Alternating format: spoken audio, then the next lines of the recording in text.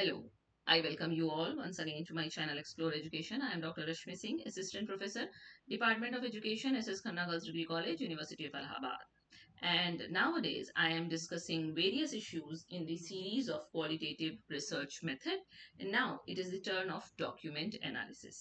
हम लोगों ने कई प्रकार की एनालिसिस पढ़ी है, discourse analysis, thematic analysis, content analysis, qualitative Meta analysis, उन चारों एनालिसिस का कंपैरिजन, लेकिन फिर भी डॉक्यूमेंट एनालिसिस रह गया था और ये आपके सिलेबस में नहीं है। इसके बावजूद मैं आपसे डिस्कस कर रही हूँ क्योंकि हम लोग कई बार इस्तेमाल करते हैं कंटेंट एनालिसिस, डॉक्यूमेंट एनालिसिस, और ये बहुत कंफ्यूजिंग होता है कि कंटेंट एनालिसिस डॉक्यूमेंट एनालिसिस से कैसे अलग है।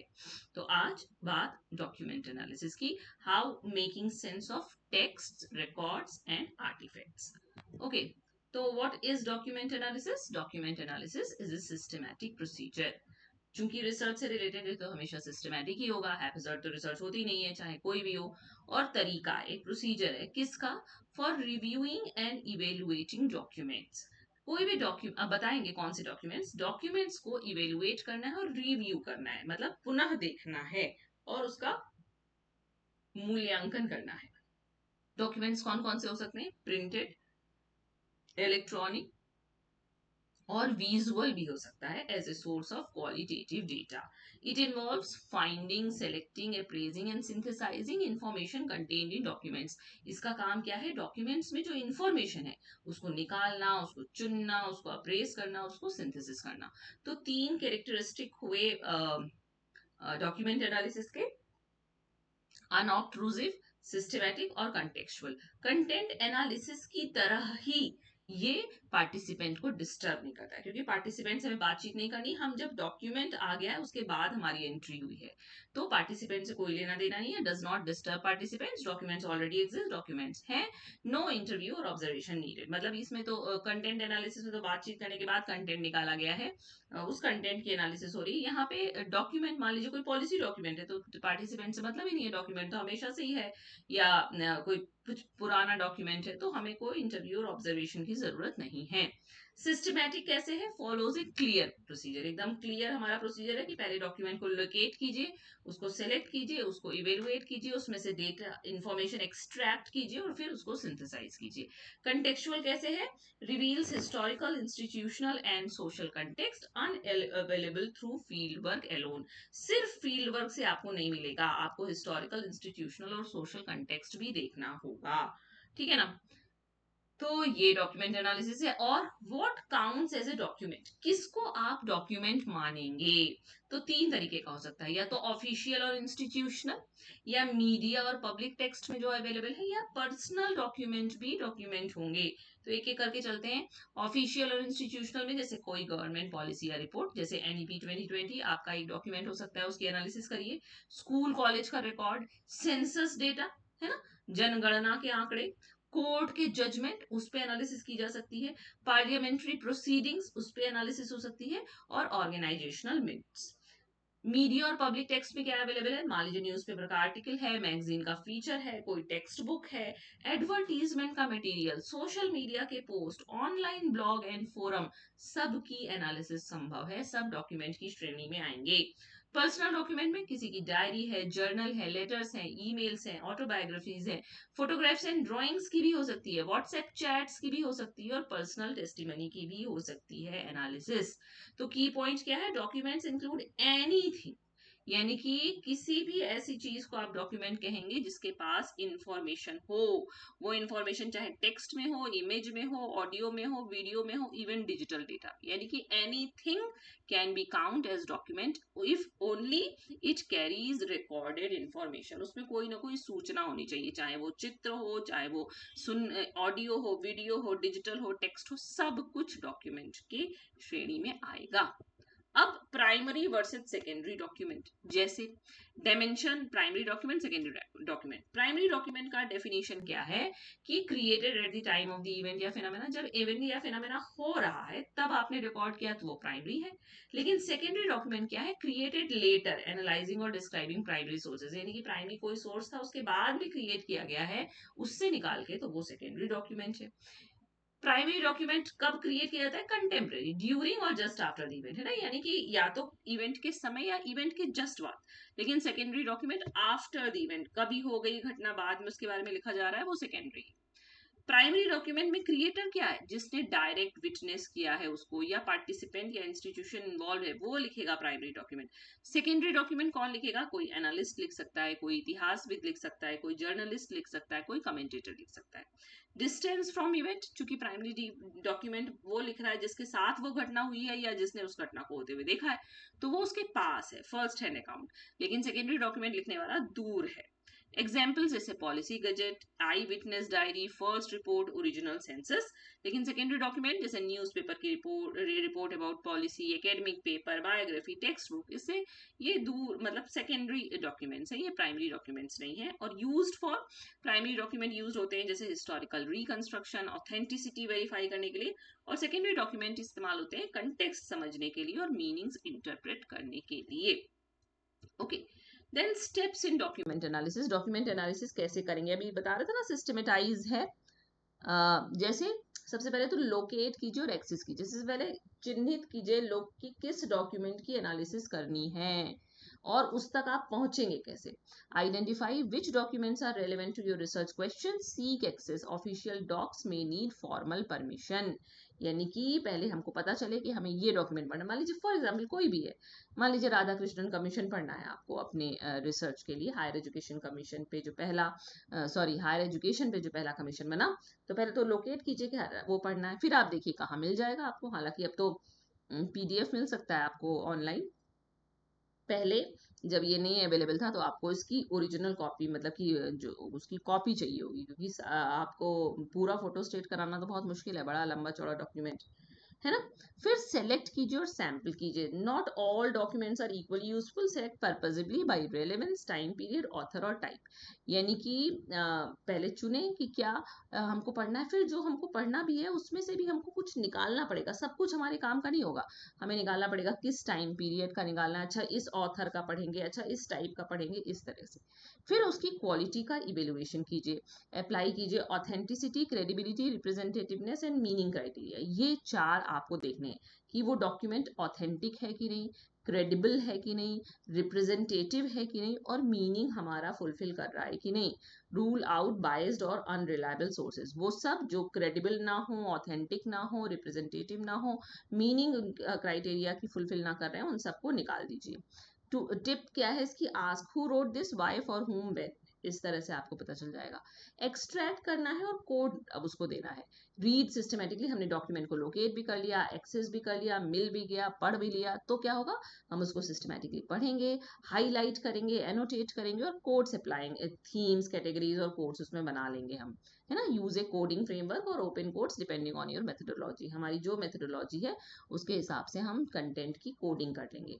फिर हम क्या करेंगे? Synthesize and interpret, integrate document findings with other data. जैसे मान लीजिए आपने इंटरव्यू भी लिया है, ऑब्जर्वेशन भी किया और डॉक्यूमेंट की भी एनालिसिस कर ली है, तो इस फाइंडिंग को अदर फाइंडिंग्स के साथ जोड़ा जाएगा। Build your analytical narrative. जैसे document analysis rarely stands alone, बहुत कम होता होगा कि कोई काम, रिसर्च ऐसी हो रही हो जिसमें सिर्फ डॉक्यूमेंट की एनालिसिस करनी है, ऐसा तो नहीं होता है। उसको जरूर किसी ना किसी चीज के साथ सपोर्ट में पढ़ा जाता है। तो ये ट्रायंगुलेशन के भी काम आती है अदर मेथड की। मान लीजिए कि आप यही देख रहे हैं कि राष्ट्रीय शिक्षा नीति के बाद या उसने कैसे स्कूलिंग को प्रभावित किया है, स्कूल एजुकेशन को। तो स्कूल एजुकेशन में आपने टीचर से बात की, बच्चों से बात की, एक डेटा वो है। फिर राष्ट्रीय शिक्षा नीति को भी तो पढ़ेंगे, वो क्या कह रही है स्कूल एजुकेशन के लिए। तो डॉक्यूमेंट एनालिसिस आपका ट्रायंगुलेट करेगा बाकी मेथड से जो आपने डेटा निकाला है उसको। तो locate and access, select and sample, evaluate quality, extract and code and then synthesize and interpret. Then sorry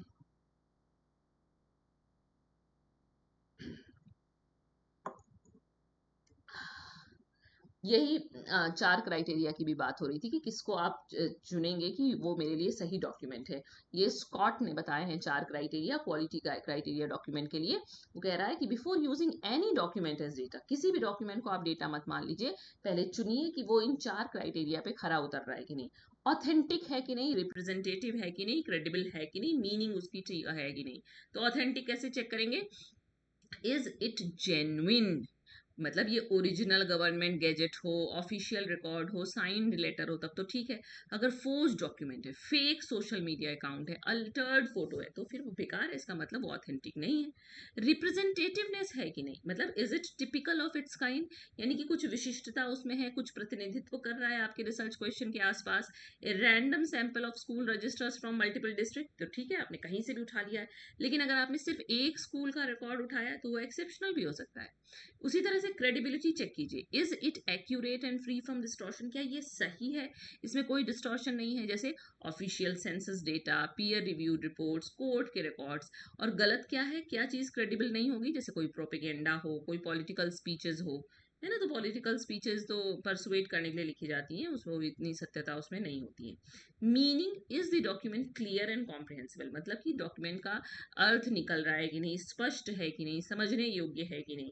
well return policy with clear objectives and context, तो ठीक है। लेकिन हाईली टेक्निकल जार्गन वाले शब्द हैं, उनका कोई एक्सप्लेनेशन नहीं है, तो उसको आप छोड़ दीजिए। यानी कि स्कॉट के इन 4 इवेल्युएटिव क्राइटेरिया पे अगर आपका डॉक्यूमेंट खरा उतर रहा है तब उसकी एनालिसिस करेंगे आप, तब वो आपके काम का है। Authentic, representative, credible and meaningful. Okay, then strengths and limitations देख लीजिए। स्ट्रेंथ उसी तरह से अनऑब्ट्रूसिव है, यानी कि पार्टिसिपेंट से हमें कोई लेना देना नहीं है। हिस्टोरिकल डेप्थ हो सकती है, कॉस्ट इफेक्टिव है, कम समय में ज़्यादा चीज़ें मिल जाएंगी आपको। लार्ज वॉल्यूम ऑफ डेटा को आप सिस्टमेटिकली स्टडी कर सकते हैं, और ट्रायंगुलेशन वैल्यू इससे बढ़ जाती है। लिमिटेशन क्या है, अवेलेबिलिटी की प्रॉब्लम। मान लीजिए हमें वेद पढ़ना है, ज़रूरी है हमारे लिए, कहाँ से पढ़ें, कैसे मिलेगा हमको, उसको हमें पढ़ने आएगा कि नहीं, है ना। रिसर्चर का बायस हो सकता है सिलेक्शन में कि हमने गलत डॉक्यूमेंट चुन लिया। लैक ऑफ कंटेक्स्ट हो सकता है, ऑथेंटिसिटी का इश्यू हो सकता है कि हम नहीं तय कर पाए कि ये सही है कि नहीं। और not all voices are represented, marginalize groups rarely leave written records. वो कह रहा है कि रिटन रिकॉर्ड में वो सीमांत लोगों की बातें नहीं लिखी जाती, सिर्फ प्रभुत्व वर्ग की लिखी जाती हैं। तो हो सकता है कि जो डॉक्यूमेंट आपने उठाया हो उसमें सबकी आवाजें, मतलब सबका प्रतिनिधित्व ना हो। ओके, देन एग्जाम्पल देख लीजिए, जैसे document analysis in education research. मान लीजिए हम शिक्षा में अनुसंधान कर रहे हैं और हम डॉक्यूमेंट एनालिसिस करने जा रहे हैं। देखिए, रिसर्च क्वेश्चन के हिसाब से उसने बताया है कि कौन कौन से डॉक्यूमेंट पढ़ेंगे। जैसे आपको पढ़ना ये है, आप मान लीजिए आपका कंसेप्ट है ये है, how has the concept of inclusive education evolve in Indian education policy from 1986 to 2020, यानी कि 1986 से लेके 2020 तक भारत में समेकित शिक्षा का संप्रत्यय का उद्भव कैसे हुआ। तो क्या क्या पढ़ेंगे आप इसमें, सबसे पहले तो 1986 पढ़ना पड़ेगा। What was the original vision, who was included. अगर मैं आपको बता दूं, 1986 की पॉलिसी में इंक्लूसिव एजुकेशन का शब्द ही नहीं है, वहाँ एजुकेशन फॉर हैंडीकैप लिखा हुआ है, क्योंकि उसका शब्द ही 1990 की ईएफए के बाद आया है, एजुकेशन फॉर ऑल। फिर राममूर्ति कमेटी रिपोर्ट पढ़िए, how was NP 1986 reviewed, what critic emerged. फिर राइट टू एजुकेशन पढ़िए कि आपका जब आ गया 2009 में आरटीई तो क्या हुआ, उसने इंक्लूजन के लिए क्या कहा है। फिर नेशनल एजुकेशन पॉलिसी 2020 पढ़िए, how has the language of inclusion changed in 34 years की 86 से लेके 220 सालों में इंक्लूजन की भाषा कैसे चेंज हुई। डाइस और यूडी से रिपोर्ट्स पढ़ लीजिए, स्कूल इनरोलमेंट डेटा आपको मिल जाएगा कि are marginalize groups actually enrolled, क्या वो बच्चे भी इनरोल्ड हो रहे हैं जो मार्जिनलाइज हैं। फिर एनसीईआरटी का सिलेबस उठा के देख लीजिए, 1988 का, 2000 का, 2023 का, कि क्या डिसेबिलिटी को करिकुलम में एड्रेस किया गया है। इतना सारा आप पढ़ेंगे तब जाकर आपका काम होगा। ओके, तो अब आई वो मेन बात जिसकी बात शुरुआत में कर रहे थे कि डॉक्यूमेंट एनालिसिस कंटेंट एनालिसिस से कैसे अलग है।